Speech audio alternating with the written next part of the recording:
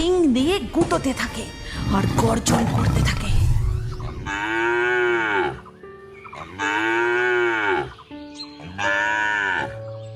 এই তো মা লক্ষ্মী আমার, আমি এসে গেছি। জানি তো তোর খুব খিদে পেয়েছে, তাই তো ভোর ভোর উঠেই তোর জন্য কচি কচি ঘাস আনতে গেছিলুম রে।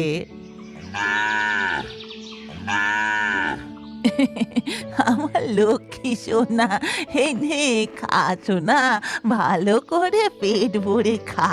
আর এই সব কিছু বারান্দায় দাঁড়িয়ে দাঁড়িয়ে দেখছিল সাবিত্রীর বৌমা প্রমীলা। ঢং দেখলে আর বাঁচি না, গরু নিয়ে এমন আদিক্ষেতা করে যেন নিজের মেয়ে।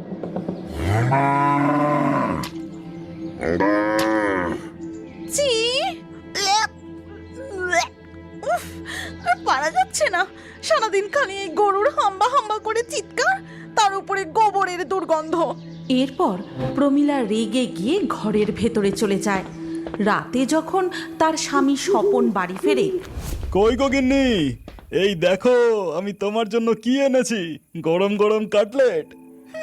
উনি কাটলেট এনেছেন, এদিকে গোবরের গন্ধে সারাদিন আমার বমি হচ্ছে, গরুর চিৎকারে মাথা যন্ত্রণা করছে। ওহ, এ তো মহা মুশকিল দেখছি। এর একটা ব্যবস্থা আমাকে নিতেই হবে। দাঁড়াও, আমি এক্ষুনি আসছি।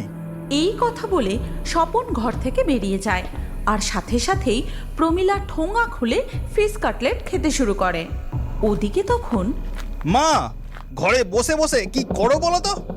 এই যে বাবা, সেই কোন সকালে দুটো ভাত খেয়েছিলুম তো, তাই খিদে পেয়েছে, কটা শুকনো মুড়ি খাচ্ছিলুম। শোনো মা, তুমি কি খাচ্ছ কি না খাচ্ছ তা আমি জানতে আসিনি। আমি জানতে চাই তোমার ওই গরু লক্ষ্মী, তাকে কবে বিদায় করবে? এ তুই কি বলছিস বাবা? ও কি শুধু আমার গরু? ও যে আমার অন্নদাতা। ও আছে বলেই না দুধ বিক্রি করে সকালে দুটো সেদ্ধ ভাত আর রাতে একটু মুড়ি জোটে। এই কথা শুনেই স্বপন প্রচন্ড রেগে গিয়ে মায়ের ঘর থেকে বেরিয়ে পড়ে। তারপর উঠোন দিয়ে যেতে যেতে বলে, মায়ের সাথে কথা বলতে যাওয়াটা আমার ভুল হয়েছে, আমার বরং উচিত ছিল ওই গরুটাকে শাস্তি দেওয়া। এরপর স্বপন একটা লাঠি তুলে নিয়ে সোজা গোয়াল ঘরে চলে যায়, আর সেখানে পৌঁছে গরুটাকে মারতে শুরু করে। আমি আজ এই গরুটাকে শেষ করে দেবো, তাহলেই সব সমস্যা মিটে যাবে। তখনই সাবিত্রী ও প্রমীলা সেখানে চলে আসে। ও কি করছিস স্বপন? ওই অবলা নিরীহ প্রাণীটাকে শুধু শুধু অমন মারছিস কেন? শুধু শুধু মানে মারছে বেশ করছে, সারাদিন চিৎকার করে করে আমার মাথা ধরিয়ে দেয়। দুর্গন্ধে আমি একটু ভালো করে খাওয়া দাওয়া পর্যন্ত করতে পারি না। হ্যাঁ, আর ওকে মেরে এই সব কিছু ঝামেলা আজ মেটাবো। নিজেরা তো আমাকে এক মুঠো ভাতও দিস না, বাগানের ওই চালাতে পড়ে থাকি। ঘরে আলো নেই, এই ভাবা নেই, এই যে বেঁচে আছি আমার এই লক্ষ্মীর জন্য। আর ওকে তোরা তার থেকে তোরা তুলে নেবে আমাকে। এই কথা বলতে বলতে সাবিত্রী কাঁদতে শুরু করে। তার কাশি শুরু হয়, যে কাশি আর থামে না। সে হাঁপাতে থাকে, আর অবশেষে, ওগো এ কি হয়ে গেল গো? ওগো কে কোথায় আছো? একটু এসে দেখো না গো, আমাদের মায়ের কি হয়ে গেল? মরেছে বাচ্চা কাছে, এখন আবার আমাকে বসে বসে কাঁদতে হবে। ও মা, তুমি কি সত্যি সত্যি মরে গেলে নাকি গো? এরপর গ্রামের সকলে মিলে যখন সাবিত্রীর দেহ নিয়ে শ্মশানের উদ্দেশ্যে রওনা দেয়, তখন লক্ষ্মীর দু চোখ বেজল পড়তে থাকে, আর সে ক্রমাগত ডেকে চলে।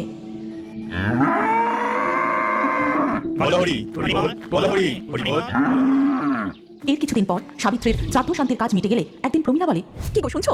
বলছি মায়ের শ্রাদ্ধ শান্তির কাজ তো মিটলো, বাড়ির আত্মীয় স্বজনও যে যার বাড়ি ফিরে গেছে, তা এবার গরুটার একটা ব্যবস্থা করো।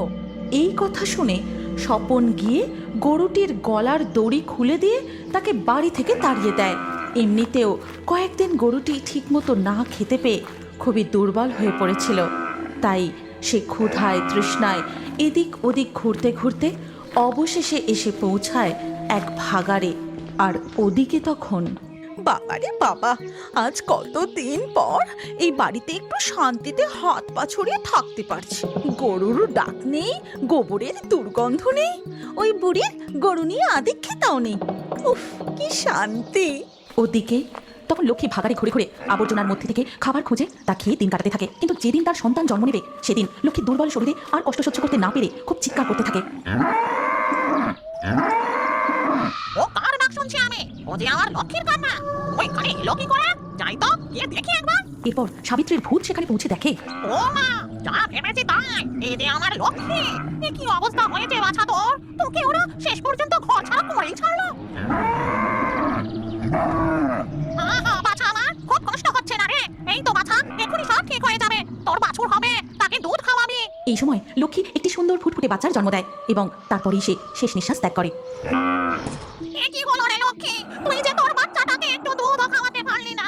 তবে তোকে আমি কথা দিচ্ছি, তোকে আমি বাঁচাতে পারিনি, কিন্তু তোর সন্তানকে আমি ঠিক রক্ষা করব।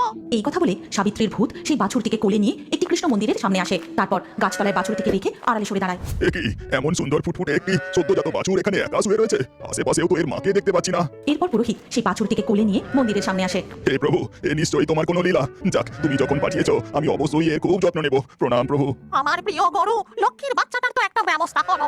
এবার ব্যবস্থা করতে হবে আমার ছেলে ও বৌমার। ওদের উপযুক্ত শাস্তি আমায় দিতেই হবে। এই কথা বলে সাবিত্রীর ভূত সেখান থেকে ভাগাড়ের দিকে চলে যায়। আর সেখানে গিয়ে